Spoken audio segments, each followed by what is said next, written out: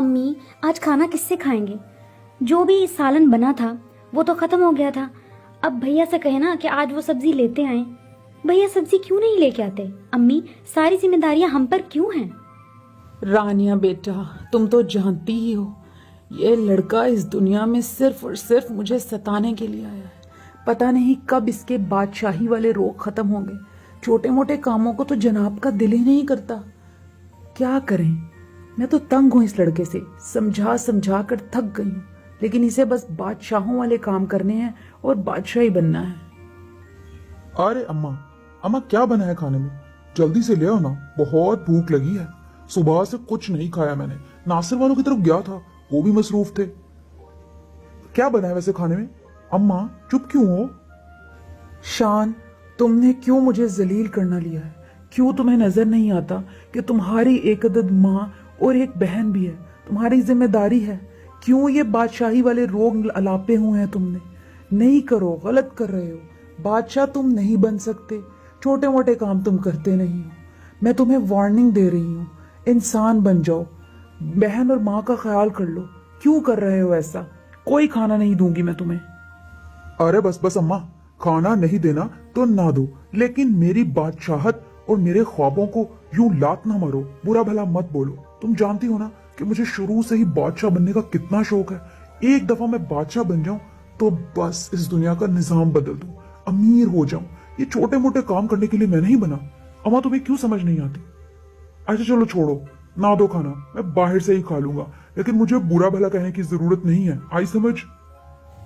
और फिर इस तरह बदतमीजी करते हुए शान वहां से चला गया और रुकैया बेगम परेशान हाल खड़ी वहीं सोचती रही। असल में शान का ताल्लुक एक बहुत ही गरीब घराने से था। उसके वालिद का तो बचपन में ही इंतकाल हो गया था, लेकिन शान को शुरू से ही बादशाही का शौक था। वो छोटे मोटे काम करने का शौकीन नहीं था, इसीलिए उसकी अम्मी और बहन ही घर चलाती थी। उसकी अम्मा लोगों के घरों में काम करती और उसकी बहन को भी खाना बनाने का काम मिला हुआ था, इसलिए दोनों माँ बेटियां मिलकर ही घर चला रही थी। और शान को बिल्कुल भी परवाह नहीं होती थी कि घर कैसे चलाना है, क्योंकि वो कोई काम नहीं करना चाहता था। रुकैया बेगम और उनकी बेटी ने मिलकर घर चलाया, इसलिए जो भी उनकी आमदन होती उससे उनका थोड़ा बहुत गुजारा होता रहता था। लेकिन वो शान की इन हरकतों से बहुत तंग थी। शान अपनी ही बादशाहत के ख्यालों में चला जा रहा था कि उसे ख्याल ही नहीं रहा। वो जंगल के बीचों बीच एक गहरे रास्ते पर निकल गया। अचानक उसकी नजर एक अजीबो गरीब दरवाजे पर पड़ी। वो उसके करीब पहुंचा। अभी वो कुछ सोच ही रहा था कि ये दरवाजा किसका है कि अचानक एक तेज सी रोशनी ने उसे आ लिया और वो गायब हो गया। जब उसे होश आया तो उसकी आंख एक महल में खुली। महल बहुत ही आलीशान और बहुत बड़ा था, और फिर अचानक वहां एक जिन नमूदार हुआ। तुम कौन हो? तुम कौन हो? इतने खौफनाक, और मैं यहाँ क्या कर रहा हूँ? तुम मुझे कोई नुकसान तो नहीं पहुंचाओगे? कौन हो तुम? अरे शान, तुम्हें परेशान होने की क्या जरूरत है, और डरने की भी जरूरत नहीं। मेरा छोड़ो, तुम तो वही हो ना जिसे बादशाह बनने का बहुत शौक है। अच्छा चलो ये बताओ, अगर मैं तुम्हें बादशाह बना दूं अपनी कुछ शराइत पर, तो क्या तुम्हें वो शराइत मंजूर होंगी? अरे हाँ हाँ, मुझे सब शर्तें मंजूर है। बस तुम मुझे एक दफा बादशाह बना दो, फिर देखना मैं क्या करता हूँ। मुझे बहुत शौक है बादशाह बनने का, मुझे सारी शर्तें मंजूर है, बस बना दो। तो फिर ठीक है शान, कल से तुम्हारा एक नया दिन शुरू होगा जिसमें तुम एक बादशाह होगे। इस दरवाजे के दूसरी तरफ दुनियापुर है, मैं तुम्हें वहां का बादशाह बना रहा हूँ। वहां की रियाया का ख्याल रखना होगा तुम्हें किसी के साथ नाइंसाफी नहीं करनी, ये मेरी पहली शर्त है। दूसरी शर्त, किसी को धुतकारना नहीं है, किसी से बदतमीजी नहीं करनी, और मेरी ये शराइत तुम्हें पूरी करना होगी, वरना तुम्हें सजा मिलेगी। शान को तो बादशाह बनने का इतना शौक था कि उसने जिन की बात गौर से सुनी ही नहीं और फट से बोला, हाँ हाँ मुझे सब मंजूर है, तुम बस मुझे बादशाह बना दो। इस तरह जिन ने उसे बादशाह बना दिया।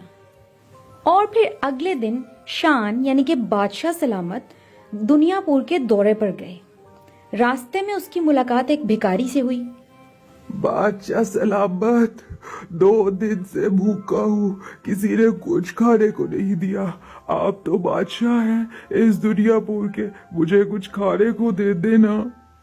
अबे वो 2 टके के भिखारी, तुम्हें पता नहीं है कि मैं बादशाह सलामत हूं और तुम मेरे आगे आकर खड़े हो गए हो। मैं तुम्हें कुछ नहीं दूंगा।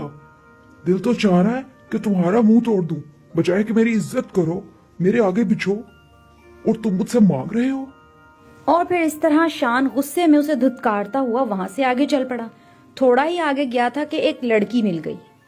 बादशाह सलामत, मेरे अब्बू के पास सिर्फ एक ही जमीन का टुकड़ा था, वो भी आपके महल में काम करने वाले मुंशी ने हथिया लिया।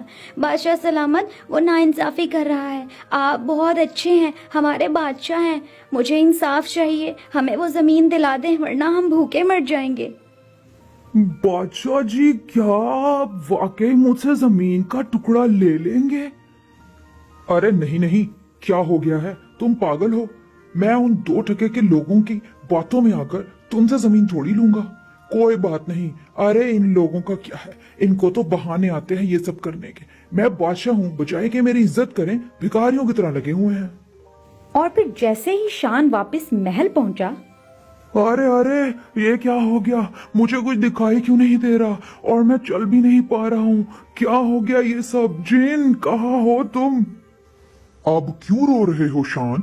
मैंने तो तुम्हें पहले ही कहा था कि अगर मेरी शरायत पूरी ना की तो तुम्हें सजा मिलेगी, लेकिन तुमने वही किया। पहले तुमने एक भिखारी को धुतकारा, उसे मारा, फिर उसके बाद तुमने एक बच्ची को इंसाफ नहीं दिलवाया। पहली गलती पर तुम्हारी बिनाई चली गई, दूसरी गलती पर तुम्हारी टांगे चली गई। अब तुम इसी तरह हमेशा महल में रहोगे। अरे नहीं नहीं जिन, मुझे माफ कर दो, मुझसे गलती हो गई। मैं बादशाही के गरूर में इतना मस्त था कि भूल गया। मैंने बहुत गलत किया। बादशाह बनना कोई आसान काम नहीं है। मुझे माफ कर दो, मुझे वापस मेरे घर जाने दो। मैं वादा करता हूँ कि अब मैं बादशाही के ख्वाब नहीं देखूंगा, अपनी माँ और बहन का ख्याल भी रखूंगा। दोबारा ऐसा नहीं करूंगा। बस एक दफा मुझे ठीक करके मेरे घर पहुंचा दो प्लीज जिन। और फिर जिन ने शान को माफ कर दिया, क्योंकि शान अपना सबक सीख चुका था। अब शान ने हमेशा के लिए तौबा कर ली। अब उसे बादशाह बनने का कोई शौक नहीं रहा था। अब वो चाहता था कि वो मेहनत मजदूरी करे और अपनी अम्मी और बहन का ख्याल रखे। इस तरह अब वो हंसी खुशी रहने लगे।